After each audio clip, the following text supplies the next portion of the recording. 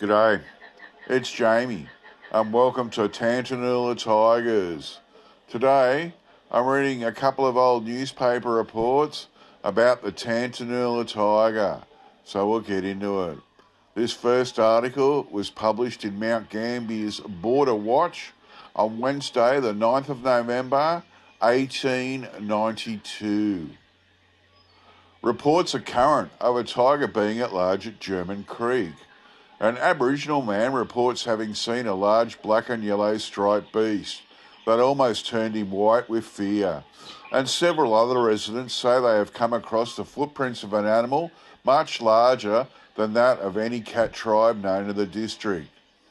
If such a distinguished visitor is really at German Creek, the puzzle is to imagine where he could have come from. We have not heard of anyone who has lost a tiger, and it is not likely that one would be at large without some notice being taken of the occurrence. Is the story another edition of the far-famed Bunyip? The end. Okay, so this next article was also published in Mount Gambier's Border Watch on Wednesday, the 26th of April, 1893, titled Undesirable Visitors. A report as to a more alarming visitor comes from near Tantanoola. It is said that the neighbourhood is in a state of terror through the presence of a tiger or leopard in the Mount Burr and Bluff country. A Mr. Taylor and his wife are reported to have seen it. They were driving along a road and stopped to allow it to cross in front of them. They describe it as being a little larger than a kangaroo dog, covered with spots or stripes, and having a long tail dragging on the ground. What are said to be other evidences of the beast of prey are not wanting. Several residents have had some of their sheep killed and partly eaten, and we have been informed that a bullock belonging to a Mr. R. Long has been injured by having the flesh eaten off its back. In our issue of November 9th, we mentioned that tracks of the strange animal had been seen in the locality, and that the residents were uneasy on account of certain disquieting rumours. There is talk of bringing the matter before the Benara District Council and asking them to take action. The end. Okay, so this next article was published in the Newcastle Morning Herald and Miners Advocate on Saturday the 6th of May, 1893, titled Supposed to be a Tiger. Considerable excitement prevails in the Tantanoola district near Mount Gambier, owing to the depredations of an animal which is believed from its footprints to be a full-grown tiger. The animal has killed a bullock. It is believed it is the beast which was lost when a cub 13 years ago from St. Leon's Circus when travelling between Mount Gambier and Millicent. There is plenty of scrubby country to give him shelter, and a hunting party to track the beast is being organised. The governor will probably join. The end. Okay, so this next article was published in the South Australian Register on Wednesday, the 17th of May, 1893, titled The Tantanoola Tiger, an Armed Search Party. Mount Gambier, March 16. A large party of armed men with an Aboriginal tracker organised by Mr. John Livingston will make a search for the alleged tiger tomorrow near German Creek. Several gentlemen will go from here and will be joined at the locality by others. They hope to put the question of the beast's existence or non-existence to rest. The end. Okay, so this next article was published in Sydney's Evening News on Wednesday the 31st of May, 1893. Mr. C. Mackenzie offers £50 for the Tantanoola tiger if taken alive, and £25 if dead. A wallaby hunter named Boardman yesterday came across a dead wallaby, freshly killed in a patch of stringy bark, half eaten. Beside it were footprints like those of an enormous cat, and he believes it was the tiger's work. The end. Okay, so this next article was published in the Adelaide Observer on Saturday the 17th of June, 1893, titled The Tantanoola Tiger Again.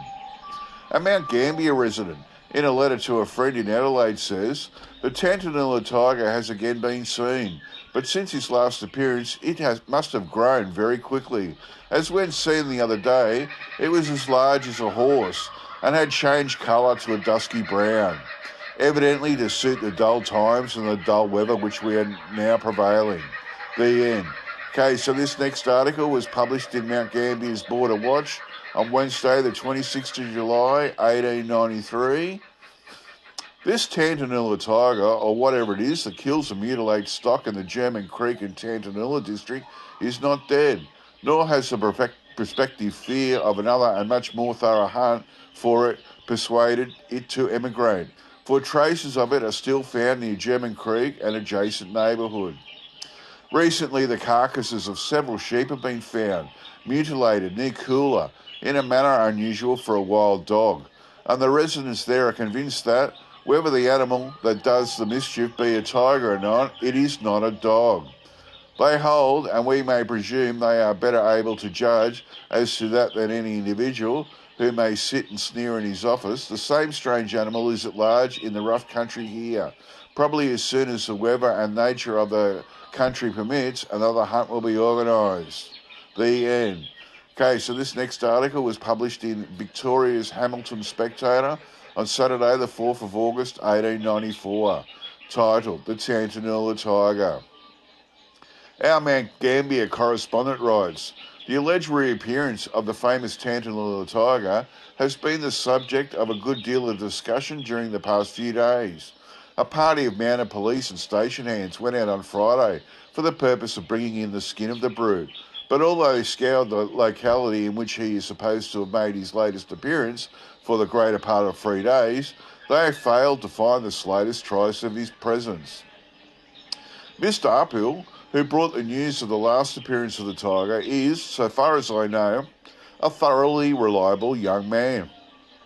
But his account of his recent adventure is singularly deficient in important details, and suggests that suffering from a severe scare, he allowed his imagination to run riot and magnified what may, after all, prove only to be a large dog in the voracious denizen of the Bengalese forests.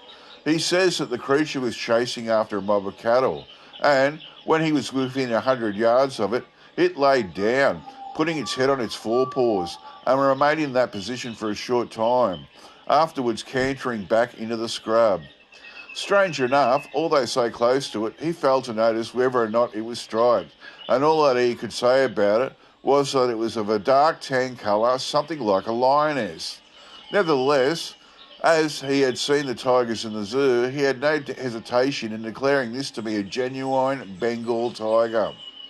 Everyone who is supposed to have seen the tiger has given a totally different account of its colour, size and general appearance, and it may therefore be supposed that a whole menagerie of wild beasts has broken loose somewhere in the district, and the wonder is that any boundary riders and bushmen have been left alive to give further descriptions of the various animals. The end. Okay, so this article was published in Sydney's The Daily Telegraph on Wednesday, 8th of August, 1894, titled Notes of the Day. A Mount Gambier youth has galloped far with erect hair and distended eyes to tell of the tiger again. He suddenly came across the monster, which, of course, had a full-grown sheep in its mouth at the time. In all these one-man observations of the varying beasts and strange animals of the destructive type, they are seen at their worst. The end. Okay, so this next article was published in Adelaide's The Express and Telegraph on Thursday, the 22nd of August, 1895, titled The Tantanoola Tiger. At last, the Tantanoola mystery has been solved. For many months, the residents of the southeast have been much exercised in spirit over the vagaries of some member of the genus Carnivora, which has generally been accepted as a tiger. The tiger has become famous. All of Australia has heard of the animal, and no doubt the entire civilised world will be interested in learning its ultimate fate. It has, in fact, been the cause of much jealousy. Their Victorian neighbours were not long behind the Mount Gambier people in laying claim to a share of the beast's attention, and at one time hopes were entertained in the Quorn district that the distinction had been conferred on that locality by its presence. Many sceptics have declared their belief that there was no such person. and some have been ungenerous as to ascribe the appearance of the strange striped quadruped entirely to the influence of locally made spirits. However, all these doubts have been set to rest. Eastern residents have now the satisfaction of knowing that they have not cried wolf too often, and that the imputations against their veracity and sobriety were quite uncalled for. It was no mythical creature which has been preying on the herds and scaring the inhabitants, but also it was not a tiger. The invader has been shot, and its mortal remains have been brought into Mount Gambier, and it now appears that it was a wolf. The animal, which was shot on Mr. Gardner's outstation yesterday morning, is fawn-coloured, with a dark back, and is described as exceptionally large. It measures 4 feet 6 inches from the head to the tip of the tail. The skin is to be stuffed, and no doubt the ultimate fate of this interesting member of the Vulpine tribe will be that it will be exhibited for the benefit of admiring crowds as the Tantanoola tiger. Its extinction will cause relief to the local sheep owners, but to the southeastern journalists, the loss will almost be irreparable.